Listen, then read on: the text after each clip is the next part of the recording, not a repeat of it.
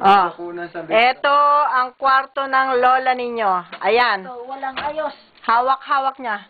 Oh. Hindi naman ako natutulog dito. Oh, lakasan mo. Hindi ako natutulog dito. Nasa coach ako natutulog. Dito lang ako. Hindi ako doon ako sa sala nagpapahinga. Ito ang taguan ng lola ninyo na mga ipadadala sa inyo. Dito siya nagpapak ng mga inyong mga kailangan. Ayan, ayan. Ayan ang PS2 at saka Game Boy ni Oliver. Okay, ata. Halika na, Mare. Labas ka na. Galing ko rin to. Sige, dun. Diyan. Ayan, papunta na kami doon sa living room ng lola ninyo.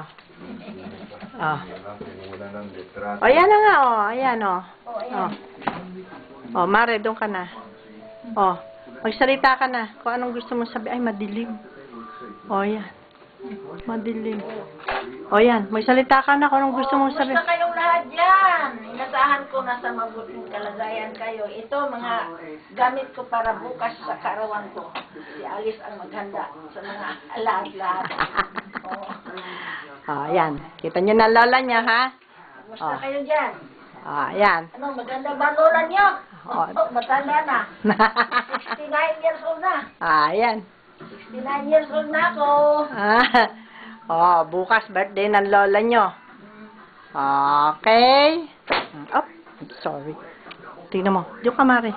Ayan ang supa niya. Supa niya nito namin. Diyan pala natutulog ang lola nyo. Dito ako natutulog. Itong mga gamit ito, pinapaliguan ko ang si Alice. Dito ko inilagay yung mga dapat palitan ng mga gamit niya. Gamit niya. Ayan. Katapos niya, ilalagay ko, balik ko naman ito sa kwarto niya. Yan ang kwarto ni Alice yun. Nandun, nagsisipilyo, hindi ko pwedeng kunan. Pero, yan na, ha? Ayan ang lola nyo, ha? Magulo, dahil yung mga gamit sa loob ni Alice, dito'y pinapasok sa sala. Dahil pinapaliguan ko siya. May TV rin ang lola nyo, huwag kayong mag-alala. Ayun, may TV siya. Ayun. Ayun ang TV niya. Okay. Lola, wala ka na iba sasabihin, Lola? Dito. Ito, dito may prutas dito dahil tuwing 16 of the month, every month, at saka 20, nilalagyan ng prutas ito dahil death anniversary daw yata na every 16 at saka 19 nilagyan ng prutas ang loob ng altar ni Alice. Ito ang kanyang Japanese altar.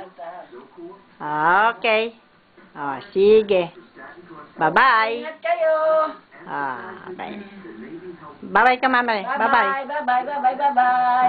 Okay.